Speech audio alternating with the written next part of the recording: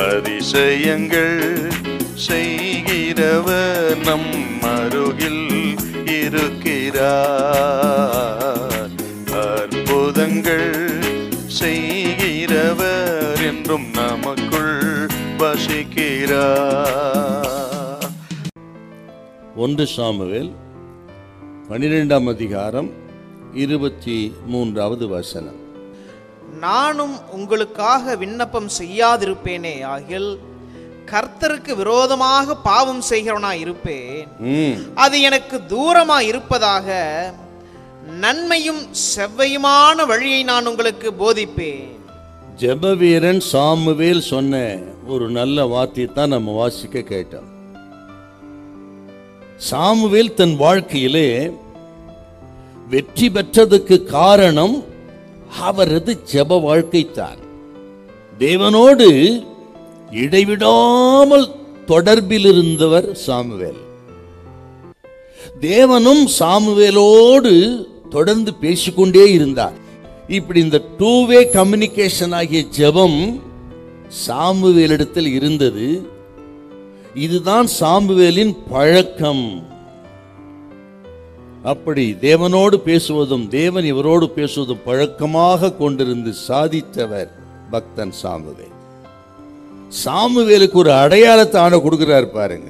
அவன் செபிக்கிறவன் என்கிற அடையாளத்தை வேதமே கொடுக்குதுங்க. அந்த அளவுக்கு சாமுவேல் ஒரு நல்ல ஜெப வீரராக இருந்தார்.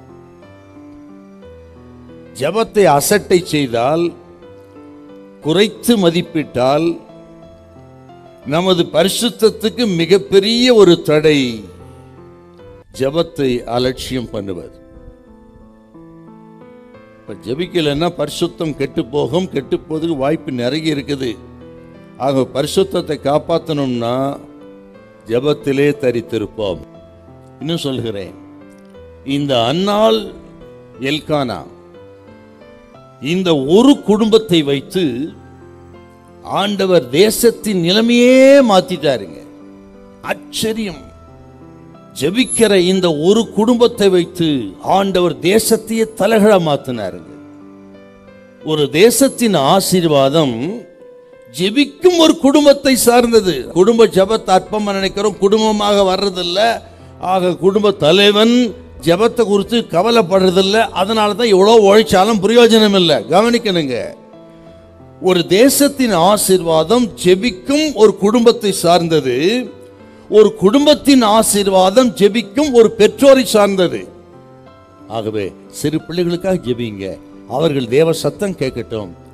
சிறு வயதிலிருந்தே ஆவிக்குரிய பிள்ளைகளாய் உருவாக ஜெபிங்கள். அவர்கள் வளர்ந்து பின் நாட்களிலே தேசத்துக்கு ஆசீர்வாதமா இருப்பார்கள். ஹல்லேலூயா, ஹல்லேலூயா.